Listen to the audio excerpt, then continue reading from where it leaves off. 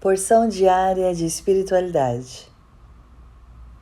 E o tema de hoje será a ação do Espírito Santo. O versículo principal dessa meditação diz o seguinte: todos ficaram cheios do Espírito Santo e começaram a falar em outras línguas, conforme o Espírito os habilitava. Atos capítulo 2, versículo 4. A Bíblia relata uma das experiências mais extraordinárias vivida após a morte e ressurreição de Jesus Cristo, que foi a vinda do Espírito Santo. Veja como aconteceu, que está registrada em Atos capítulo 3, vamos ler dos versículos 1 ao 4, que diz o seguinte: No dia de Pentecostes, todos estavam reunidos num só lugar. De repente, veio do céu um som como de um poderoso vendaval e encheu a casa onde estavam sentados. Então surgiu algo semelhante a chamas ou línguas de fogo que pousaram sobre cada um deles. Todos ficaram cheios do Espírito Santo e começaram a falar em outras línguas, conforme o Espírito os habilitava. No dia de Pentecostes, ocorre uma celebração muito importante, que é quando se realiza a celebração em prol ao agradecimento a Deus pela colheita realizada pelos judeus 50 dias após a Páscoa, e homenageia a memória do dia em que Moisés recebeu as tábuas com as leis sagradas, conhecidas por Torá.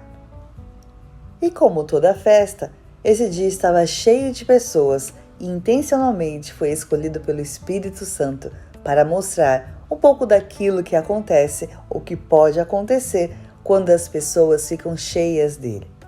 Neste caso, pessoas começaram a falar no idioma da outra pessoa sem sequer ter estudado.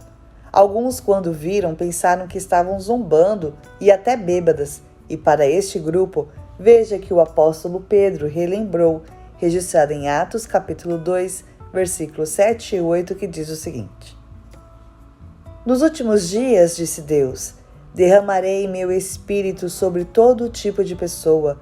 Seus filhos e suas filhas profetizarão. Os jovens terão visões e os velhos terão sonhos. Naqueles dias, derramarei meu espírito até mesmo sobre servos e servas, e eles profetizarão. O texto que acabamos de ler foi profetizado pelo profeta Joel há 400 anos antes de Cristo, ou seja, era algo que podiam confiar, visto que foi profetizado por um servo do Senhor. Uma pergunta que eu gostaria de fazer aí para você: você já teve alguma experiência com o Espírito Santo? Caso não, busque sua presença e peça pelo derramamento do seu Espírito através da oração e do jejum. Além disso, persevere e santifique-se e verás grandes coisas que o Espírito Santo de Deus fará na sua vida e através da sua vida.